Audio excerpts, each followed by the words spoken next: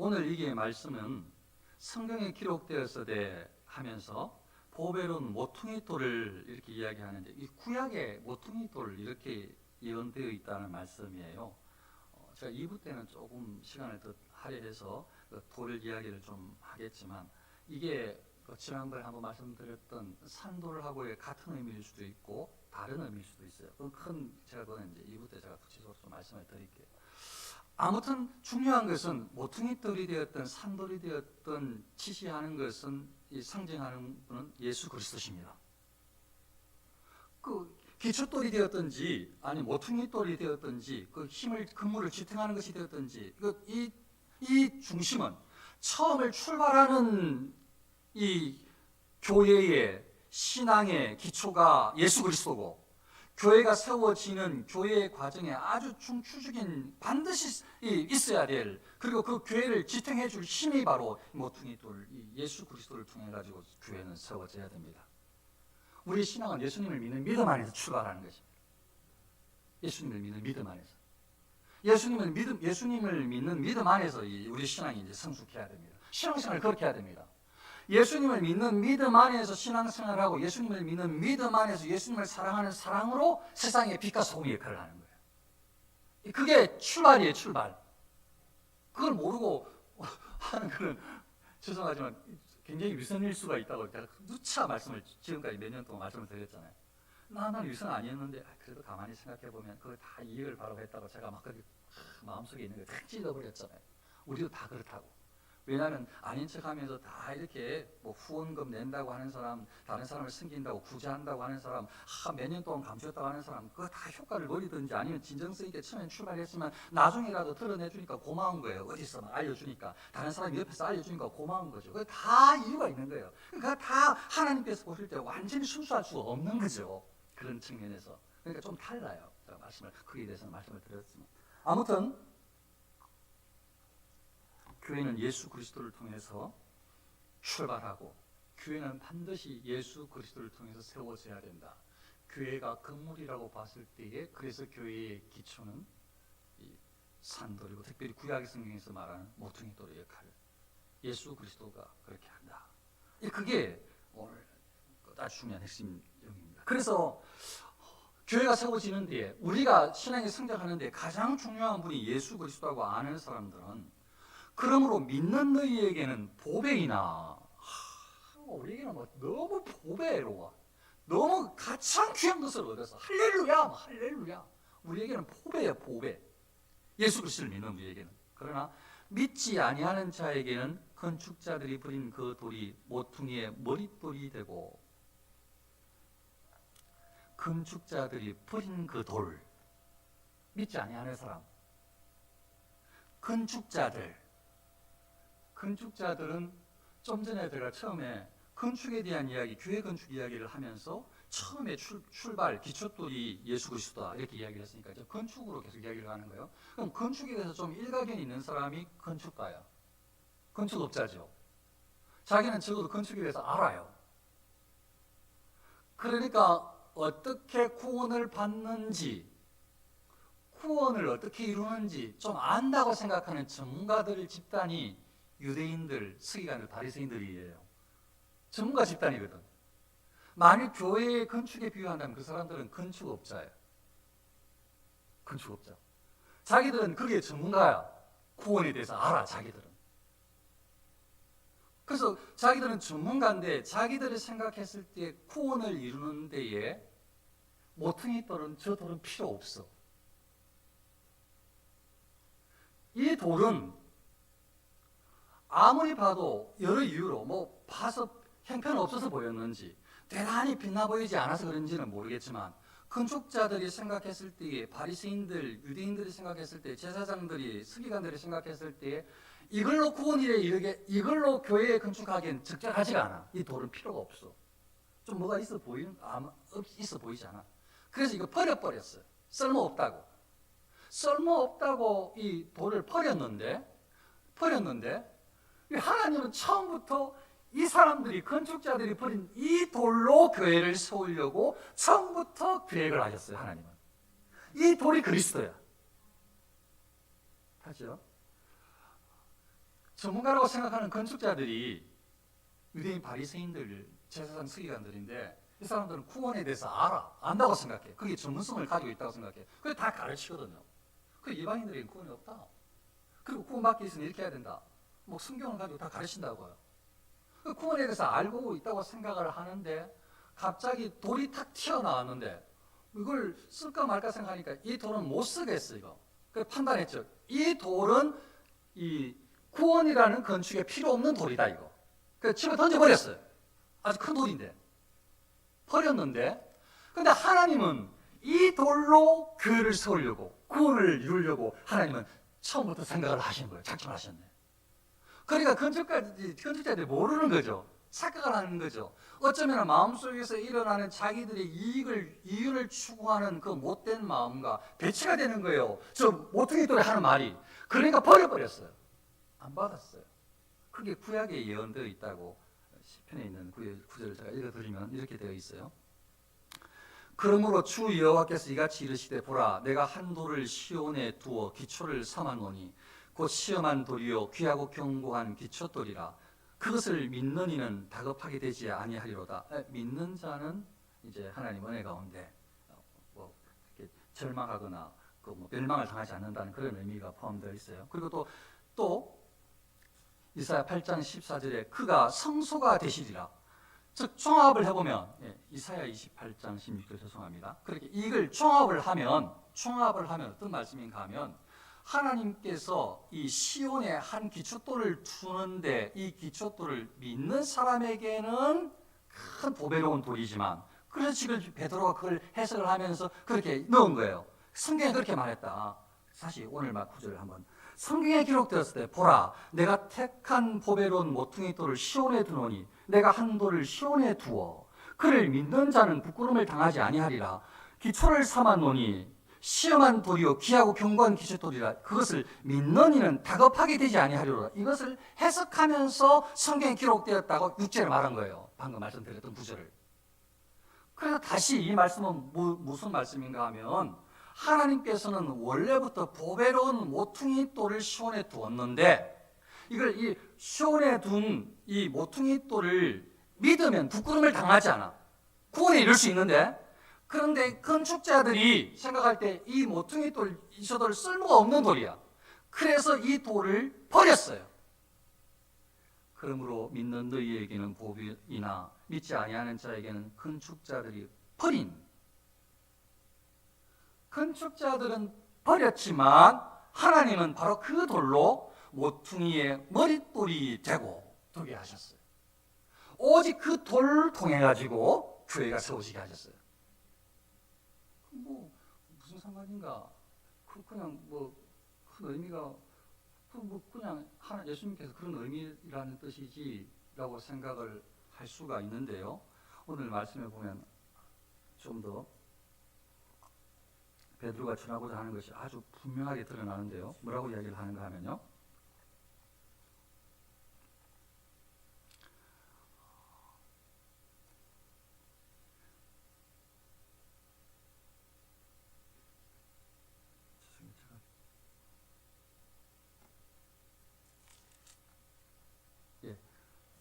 모퉁이 돌에 대해서 어떻게 되어 있는가 하면 건축자들이 버린 그 돌이 모퉁이의 머릿돌이 되고 방금 설명을 했습니다. 이제 그 다음에요. 또한 부딪히는 돌과 걸려 넘어지게 하는 파이가 되었다 하였느니라. 그냥 건축자들이 버린 그 돌을 가지고 모퉁이 돌로 교회에 세우는 돌만 그냥 하시면 그냥 무슨 상관이 있겠어요. 그냥 교회를 세우는 데에 예수님을 통해서 믿음의 그 구원을 이루는 데에 예수님을 사용하시겠다는데 그렇게 하면 그냥 아멘이고 서로 좋은 것 같은데 그 다음 문제가 있어요. 이 베드로가 전하고 싶은 게 이 말씀을 통해서 또한 부딪히는 돌과 걸려 넘어지게 하는 파이가 되었다. 이게 이제 무서운 거예요. 이게 무슨 말씀인가 하면요.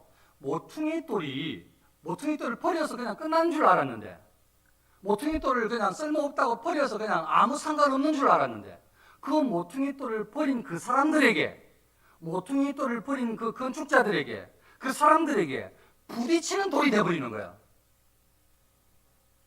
막 부딪혀요. 길을 제대로 못 가게 만들어요. 걸려 넘어지게 하는 바위가 되어놓더라. 이거 막 걸려 넘어지게 해요. 이 모퉁이 돌이, 그들이 버린 모퉁이 돌이 자기들을 막 부딪히게 만들고요, 걸려 넘어지게 만들어요. 또한 그들이 말씀을 순종하지 아니함으로 넘어지나니 이는 그들을 이렇게 정하신 것이요. 하나님께서 정하셨대요. 이렇게 하나님께서 이렇게 하시기로 미리 다 정하셨대요. 무슨 말씀인가 하면요, 그냥 그들은 그냥 예수님 안 믿었을 뿐인데요, 뭐 이렇게 말하고 싶은데, 그런데 예수님 안 믿었을 뿐인데요가 아니고 그들을 멸망으로 이끄는 돌이 됐다는 거예요. 예수님을 믿지 않는 사람들을, 즉 이 건축자들을, 그 돌을 버린 자들을 부딪히게 만드는, 걸려 넘어지게 만드는, 즉 멸망으로 그들을 이끄는 돌이 되었다는 거예요. 그러니까 예수님을 믿으면 구원이고 안 믿으면 그냥 괜찮아가 아니고, 그 유대인들만 딱 이야기를 해도 이 건축자들, 그 바리새인들, 사두개인들, 아니면은 뭐 서기관들, 제사장들, 이 사람들만 이야기를 해도 예수님을 십자가에 못 박으라고 그렇게 아주 나쁜 생각을 하고 모함하고 했던 그 사람들만 생각을 해도 그냥 예수님을 안 믿었을 뿐인데 그렇게 잘못했다, 이 정도가 아니고요, 예수님을 안 믿는 그 자체가, 그냥 예수님을 안 믿는 그 자체가 그 돌이 너희들을 치고 부딪히게 만들고 넘어지게 만드는, 예수님을 안 믿으면 그냥 바로 지옥이에요, 지옥. 예수님을 안 믿는 것이 뭐 다른 방법이, 다른 공간이, 다른 종교로 갈 수 있는 여유가 있는 것이 아니고, 예수님을 믿지 않는 것이 오직 그것이 그 모퉁이 돌인데, 그 돌을 버렸던 그 사람들에게 부딪히고 걸려 넘어지게 만들어서 그들을 함정으로 몰아넣어서 그들이 그냥 걸려지는 올무가 되어서, 그 돌이, 예수님이 원래 사랑이 많으신데 왜 그러실까 싶지만, 예수님이 그 모퉁이 돌의 역할이 그래요.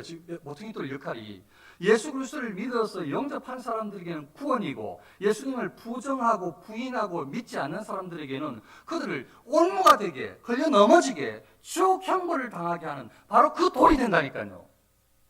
이 이야기를 지금 하고 있는 거예요. 이걸 하나님께서 정하셨다고, 미리 정하셨다고.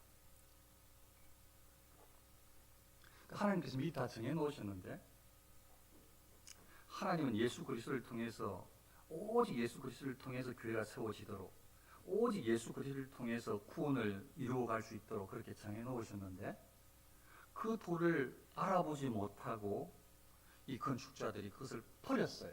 버렸는데 그냥 버려서 잘됐다, 나는 다른 건축하겠다 하고 그냥 남겨놓은 줄 알았더니, 그 다음 구절을 이어서 봤더니 그 돌이, 건축자가 버린 그 돌이 교회를 이루는 데에 모퉁이 돌로 자리했을 뿐만 아니고, 그 버린 사람들에게는 그들을 부딪히게 만들고 걸려 넘어지게 만들고 올무가 되게 만들고 장애물이 되게 만들고 그들을 멸망으로 이끄는, 예수 그리스도가 그들을 멸망으로 가게, 예수님을 믿지 않은 그들에게 멸망밖에 없도록, 이걸 잘 이해하셔야 돼요.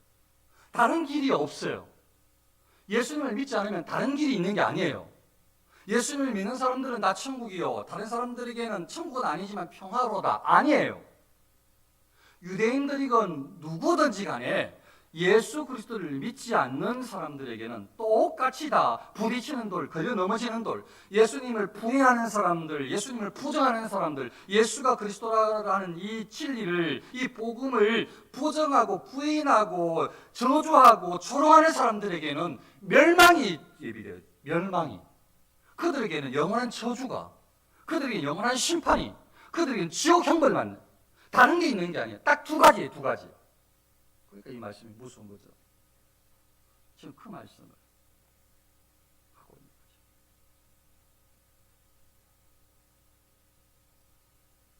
거죠. 저 사람들이, 예수님을 믿지 않는 사람들이 왜 그러면 넘어지는가, 오늘 넘어진다고 말씀하셨는가, 그 부분만 몇 가지를 좀 짚고 마무리를 지으면, 왜 예수님을 믿지 않는 사람들, 그들이 넘어진다고 표현을 하는데, 왜 그럼 그들 넘어지는가?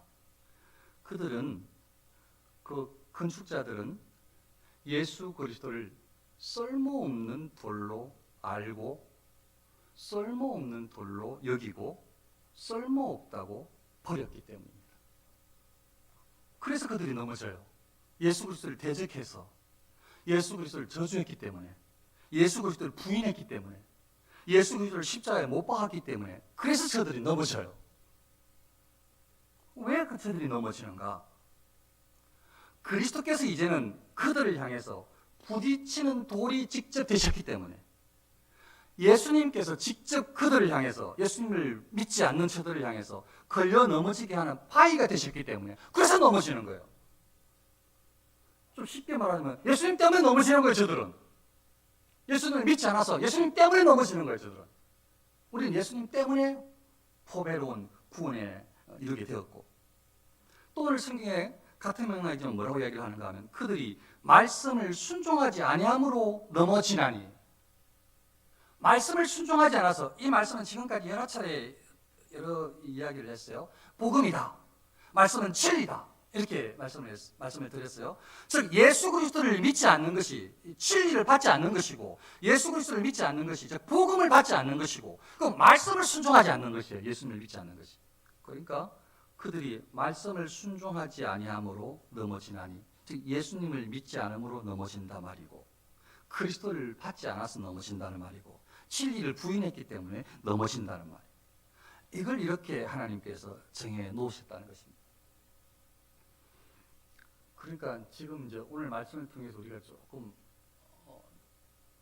유념해야 되고 분명히 기억을 하고 좀 투려해야 될 것이, 우리는 철저하게 예수님을 통해서 믿음도, 우리 교회도, 우리 자신도 세워진다라는 것, 오직 예수님 중심으로 철저하게 예수님 안에서 예수님을 통해서 세워지는 것이 나하고 우리 자신이고 교회다라는 사실, 그리고 예수님께서 이렇게 택한 백성들에게 구원을 베푸시는 모퉁이 돌이 되신 것을 여기에서 끝나는 것이 아니고, 이것을 버린 자들에게는 부딪히는 돌로 걸려 넘어지게 하는 파이가 되셨다라는 말씀을 통해서, 예수님을 믿지 않는 자들에게는 바로 그냥 영원한 저주가, 영원한 형벌이 예비되어 있다는 사실을 두려움으로 알아야 됩니다.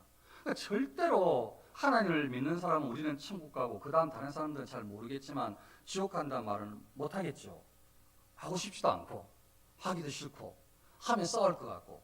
근데 분명히 말씀을 드리지만 제가 하는 말이 아니고, 예수 그리스도를 믿지 않는 사람들에게는 예수 그리스도라는 이 돌이, 이 구원의 돌이, 이 모퉁이 돌이 걸려 넘어지게 만드는, 부딪히게 하는 돌이 되어서 예수님을 믿지 않는 사람들의 모든 사람들 다 걸려 넘어지게, 부딪히게 지옥 형벌을 당하게 한다라는 사실을 반드시 기억을 할 때에, 적어도 우리가 사랑하는 사람은 그냥 놔둘 수 없다. 우리가 어떻게 한다고 되는 건 아니에요. 그러나 우리의 마음속에 사람을 사랑하는 마음을 주셨으면 또 하나님께서 우리를 통해서 쓰신, 노력하라고 하시는 뜻이 있다고 믿을 때에 예수님을 전하고 예수님께로 인도하려고 애를 쓰고 예수님의 사랑을 이야기하고 구원에 대해서 이야기하고 뭐 이런 여러 가지 활동이 또 필요하리라 그렇게 믿습니다. 그리고 마지막으로 우리가 어떤 사람인가, 계속 여러 많은 일들 때문에 우리도 넘어지고 우리도 좌절하고 정말 이게 뭔가, 이 땅을 살아가는데 왜 힘든가 하지만, 그래도 끊임없이 우리 자신을 어떻게 생각을 해야 되는가 하면, 우리 정체성에 대해서 오늘 9절에도 너희는 택하신 족속이요, 하나님께서 너희는, 다른 사람들은 안 택했는데 너희는 택했다, 택한 족속이다, 우리가 택함을 받은 사람이다, 하나님께 특별히 택하신 족속이 바로 우리다.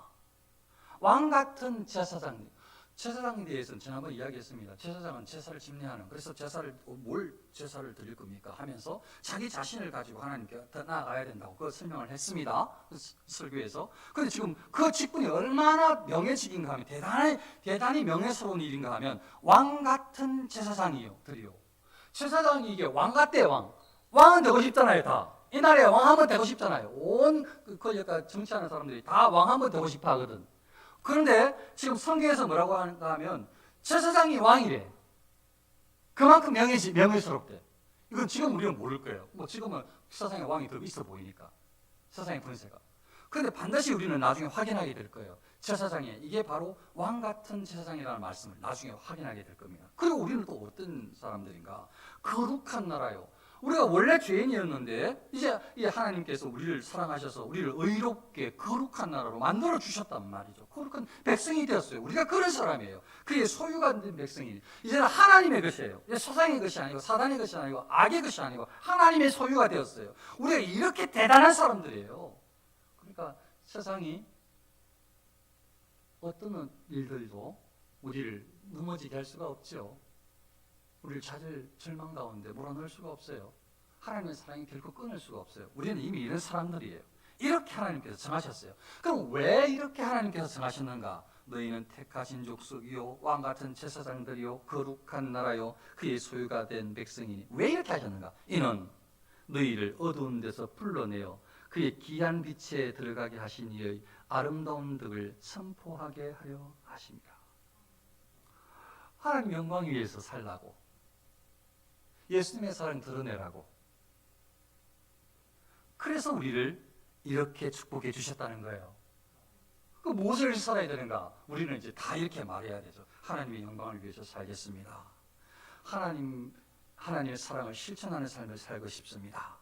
그렇게 선전하는, 그렇게 선포하는, 그렇게 증거하는 삶이 우리의 사명이다 이 말이죠. 모두의 사명이다. 우리 모두의 사명이다. 그렇게 아실 때에 이렇게 이제 교회가 시작되는 것입니다. 교회는 이미 시작됐는데 이렇게 교회의 역할을 하는 것입니다. 그래서 이제 예배에 성공하고 그리고 다시 이제 모여서 믿음의 사람들이 모여서 어떻게 하면 이 아름다운 덕을 선포할까, 하나님의 영광을 드러낼까, 그렇게 고민하면서 그렇게 이제 이 교회가 지역 사회에서 교회답게 쓰임 받을 수 있게 되는 것입니다. 여기서 출발하는 것입니다. 여기서. 그래야 하나님께서 기뻐하신 교회가 되어지는 것입니다. 예수 그리스도도 없고 그 건물이 그리스도로 세워지는지도 모르겠고, 그런데 예수님 이름은 부르는 것 같고, 구원에 대한 확신도 없고, 그런데 다른 사람들에게 덕을 선을 행하는 것 같고, 그것도 아름답죠. 그것도 좋아요. 안 하는 것보다 훨씬 나아요. 세상에 돌아다니는 것보다 그냥 예배당에만 참석만 해도 그게 훨씬 낫죠. 그런데 예배당에 참석한다고 구원이 있는 게 아니에요. 다른데 어디 모임에 들어간다고, 기도회 모임에 간다고 구원이 있는 게 아니에요. 오직 예수 그리스도를 통해서 교회가 세워지니까 이건 절대 어떤 것도 양보할 수 없고 분명히 확인해야 되고 끊임없이 확인해야 되고 확신해야 되고, 내가 지금 주님 안에서 예수 그리스도를 통해서 세워졌는가 확인해야 되고, 그리고 믿어야 되고, 그리고 우리가 얼마나 귀한 존재인지를 알고 이렇게 귀한 존재로 세우신 데에는 하나님의 영광을 드러내는, 하나님께 영광을 돌리는 인생을 살라고 이렇게 허락해 주셨다.